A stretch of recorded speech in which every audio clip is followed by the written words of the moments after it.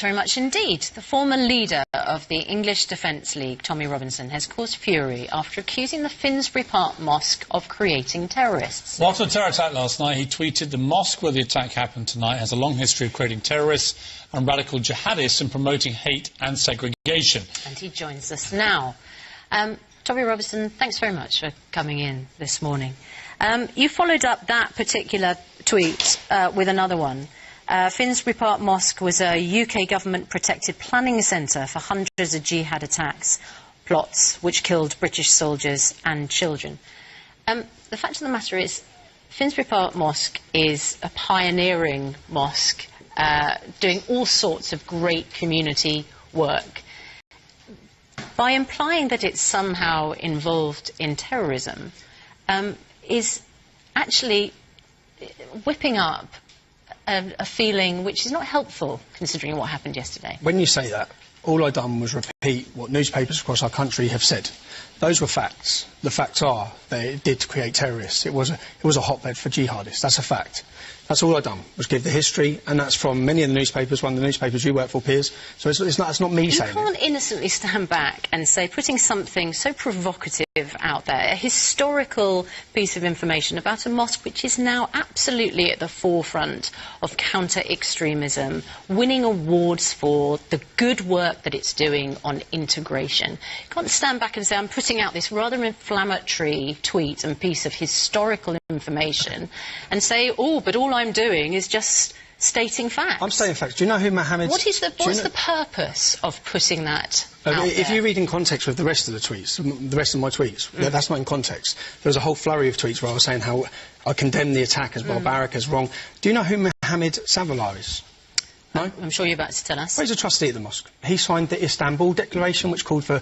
He's a trustee now at the pioneering mosque. He called for British troops to be killed. He signed the Istanbul Declaration. He was also a mastermind for the military campaign for a terrorist organisation, Hamas. So, and when you talk about a pioneering... Do you know who Abdullah Jabbar is? No? Unfortunately, do you know who? So you can cast out all sorts of criticisms and aspersions on these people.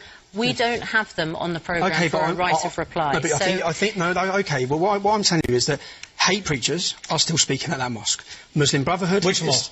At the Finsbury Park Mosque. That's not where the attack was. No, but no, you've come on and you're talking to me about the Finsbury Park Mosque. Because it's what you tweeted about. Here's my point, Tom.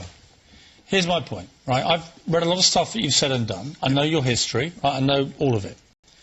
Good, bad and ugly. Some of it's ugly and some of it I agree with, right? My issue with what you did yesterday was that within 1 hour of this utter lunatic, this terrorist, driving from Wales and deliberately mowing down innocent people, as it turned out all Muslims, outside the Muslim welfare house, not the Finsbury Park Mosque, killing one, maiming maybe 10 others, is that your first thought process was not to express sympathy for what had happened. Oh, hang on. I've read the tweets in sequential order, right? That within 1 hour, your thought process was to go on the attack, to talk about another mosque, not the one that had been attacked, to talk about it in historical context of when everyone knows that Finsbury Park Mosque at the turn of the century was a bad place with Abu Hams and everything else, right? And what you were doing was fomenting hatred and almost suggesting that somehow this attack, this revenge attack as you put it, was in somehow deserving because of the historical behaviour of certain people at a completely different mosque. Okay, that was my problem. Okay, Piers. The newspaper you work for said exactly the same within an hour. Abu Hamza's mosque. Were they fomenting hate, that newspaper that you work for? Were they? Were they inciting hate? Well, I don't know. No, please. I don't run the Daily Mail. Okay, but you've just said I was. So was the newspaper you work for who said exactly the same within an hour? I have no responsibility for the Daily Mail. I write columns for Daily Mail. Okay. I'm not asking you about the Daily Mail. Okay, can I explain? I'm asking you just to simply explain why, within 1 hour of this terrorist attack, your first thought process was to go on the attack about another mosque and to point out to people that it was basically a terror hotbed of jihadis, with the clear implication that somehow what happened that night was a deserved revenge attack? Not deserved. I have gone... Well, why would you talk about... I'll talk now. I'll talk now. For 10 years, I've been banging my head and trying to prevent the situation we're in. Yeah. Now, every single mosque... I could tell you things in 10 minutes. When we look at what happened in Manchester, yeah? We looked at look what happened in Manchester. This is from the Disbury Mosque where Salman Abedi went. This is a leaflet. 650,000 of these were given out to British mosques last year. Living in a society in which people have accepted Western lifestyle as their way of life brings immorality at every step. Modesty, shame and honour have no place in Western civilization. These are the views that are being perpetrated. Now, this is a book from the children's section of Didsbury Mosque. It says, the music made me do it. Now, in this book... What does this have to do with your tweets the other night? Because we need to know what's happening in mosques. Yeah, but I'm asking you... Yeah, but hang on, we can come to other mosques in a minute. And there are issues where you have rightly, in my view, flagged up issues with the more Wahhabi type of mosque preaching in this country, which I think is a serious concern. My issue with where you come from on this is driven by the fact that you appear to be an Islamophobe, somebody that is hateful of Islam. You believe that the root cause of all this is Islam, not Islamist terrorists who abuse the Quran and abuse Islam to justify their violence, right? Okay. That's my problem with where you come from. And I want to play you a video. Now, you know about... I'm going to play you a video. On the point you've just made. I need to play you the video so you can make your point. Right, let's just play a video. This is you talking about the 7/7 attacks, right? And the reason it's significant is because I want you to explain what you meant when you said this. Yep, fine. Every single Muslim watching this video on YouTube, on 7/7, you got away with killing and maiming British citizens. You got away with it. Look, here's my question for you, right? That's not just an anti-Islam statement that you're making to what was an EDL rally. This is 2011, so years after 7/7. You're saying every single Muslim... Listen to this, watch this. Let me finish my question and then I'll give you the time to answer. Every single Muslim got away with killing and maiming British citizens. That's not worded how I said it. Well, we've just heard... But that's not worded how I said it. We've just heard what you said. Every single Muslim listening to this. Right. Yeah? Every single Muslim listening to this. Right. I didn't say every single Muslim got away with it. I said so that's a context. What's the difference? Because every single Muslim listening to this, I want them to... My job was leader of the English Defence League. We were a pressure movement. I was trying to put pressure on the Islamic community to deal with their in-house problems. You said every single Muslim? Listening to this. What's the difference? Well, I wanted every single Muslim at home to listen to this. But you said to them, every single Muslim watching this video, you got away with killing and maiming British citizens. Let's just play it again so we can be sure. We can go over. Every single Muslim watching this video on YouTube, on 7/7, you got away with killing and maiming British citizens. You got away with it. No, unless I'm mistaken, you are addressing all Muslims in that statement, right? Yep. You accept that? I accept that. And so my issue again to you is, it's a bit like with this guy from Wales who perpetrated this terror attack, me now doing a video and saying every single white person in Britain, right, this is, if I was a Muslim, you just got away with killing and maiming our people. Yep. What would your reaction be? Well, I'll explain now. Piers, when I said that, which I've come out and accepted that I shouldn't have said it in those words, I've already done that. The video you've just picked, why haven't you picked the video after Lee Rigby was beheaded? Where in that video, in my first speech, I said there are 600 Muslims serving in the British Armed Forces who are doing a hell of a lot more than most of us. Yeah? If you attack a Muslim woman walking down the street, you're a coward. If you attack a mosque, you're a moron. So there's obviously an agenda to only pick this. That's the one video... It's not an agenda. It's one of the most... As you know, it's one of the most widely viewed videos of yours on the internet. If you Google your name, which I did yesterday, that's what comes up. And again, I say to you, Tommy, you know, I've had a lot of reaction to the column I wrote about yesterday, or about this story, and a lot of people were agreeing with you, right? So you have a powerful and influential voice. And every single opportunity, I make a difference between the followers of Islam, people, and the idea. Okay, well, but do you still... Well, let me finish my question. Okay, do you still believe... That's 7 years ago. Well, OK, but you don't allow the Finsbury Park Mosque a chance to redeem themselves. Yes, I do. Yes, I do. No, your first thought process after this attack was to tell people... No, it wasn't your newspaper's first thought process. No, it's not my newspaper. I took what it's the not my newspaper. We had the tweet you tweeted, Tommy. Yeah? We had the tweet you tweeted.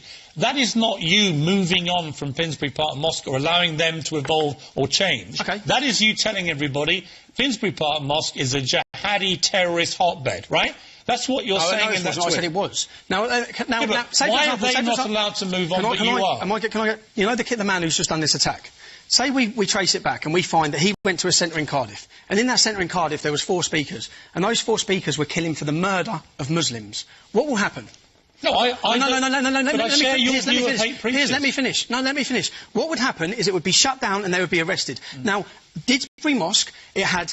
One imam, Muhammad Adam, said that if you see non-Muslims walking down the street, you make sure they cross the other side, yeah? You do not say salam to them, do not show them respect. Tommy. If people... another hate preacher... No, please let me finish. I agree with you about... Piers, let me finish. Piers, please let me finish. No. Hate preachers. Let me finish, because you want to know why... Who are you trying to persuade with this? No, I'm trying to explain to you why we're in the situation we're in. People see no light at the end of the tunnel. After that attack in Manchester, where... And this is hatred against music. He targeted a kid's concert. He could recite the Quran without looking at it. The imam from that mosque was fighting jihad for years in Libya. Okay? Yes, please let me finish. Please, Piers, let me finish. No, because you're missing my point. No, you're missing the point. I'll get to the point.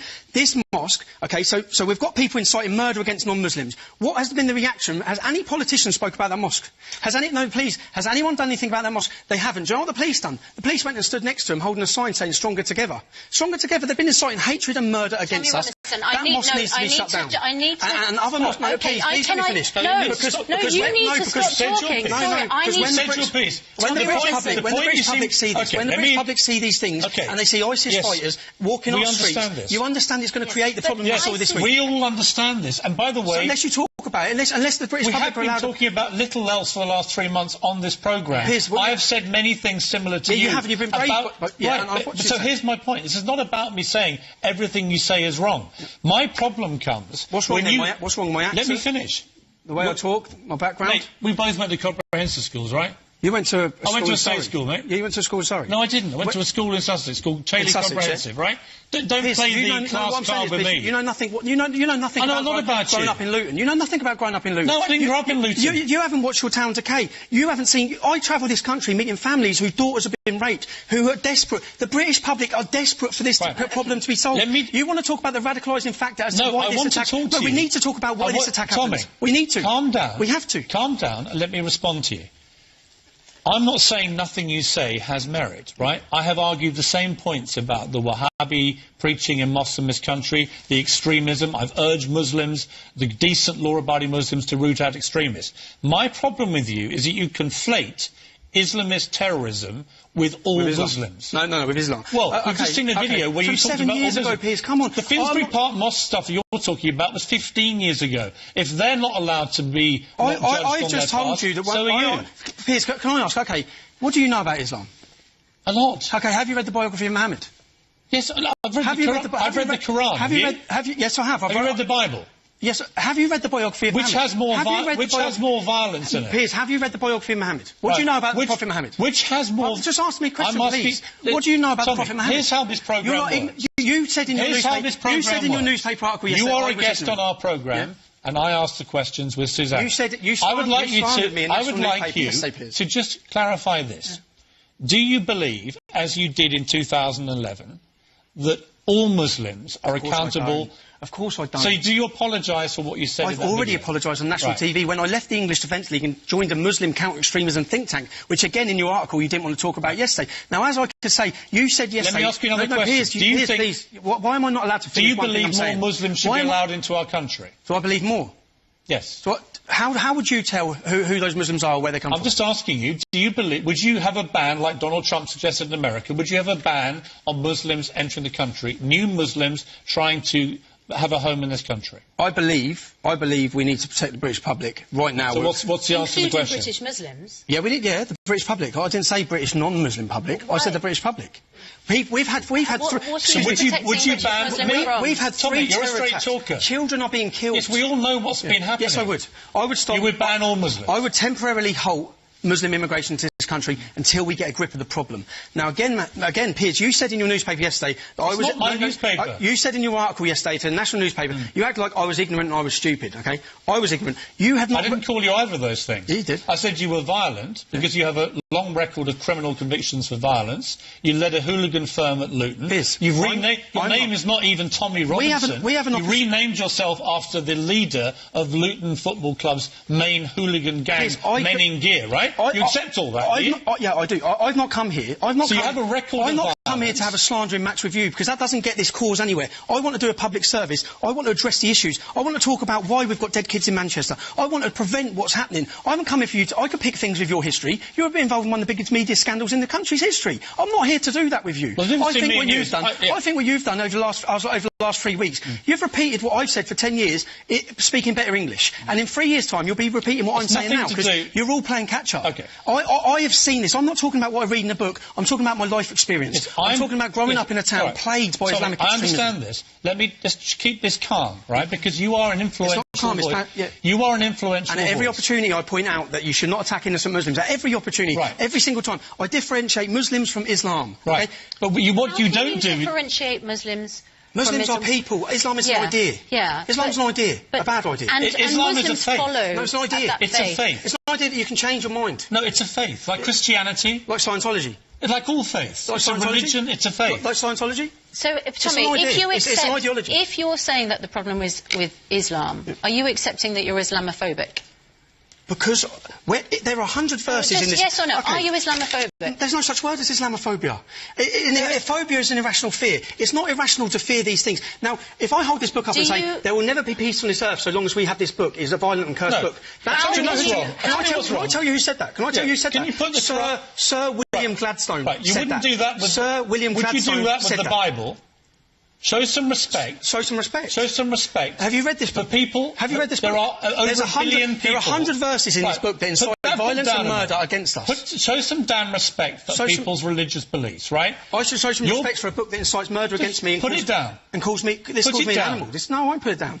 Sir William Gladstone held this book above his head in Parliament and he said there will never be peace on this earth so long as we have this book. It's a violent and cursed book. Was Sir William Gladstone, who we have statues across our capital C, was he a bigot or an Islamophobe? See, now Winston Churchill... You're sounding like a complete lunatic. No, I'm quoting some of the best leaders in this country. You're sounding like a bigoted lunatic. No, I'm not. Somebody that basically... You are an Islamophobe who hates Islam. No, I don't You basically think all Muslims are to blame. We've seen you on video saying it. And what you're doing now is deliberately inflammatory. It is deliberately poisonous. How's this inflammatory? And you are having the complete opposite effect to the one that you say you have. William Gladstone. You are stirring up hatred. You are abusing people's religion. You're abusing their faith. And you're being a complete disgrace. What do you know about the Prophet Muhammad? We've established nothing. You are ignorant. I know that you're deliberately insulting people. What do you know about the Prophet? How am I insulting people? Who have deeply held religious beliefs. And you flouncing the Quran around in your hand in that disgraceful manner is outrageous. This book is the reason we're in such a mess. No. That's a reality.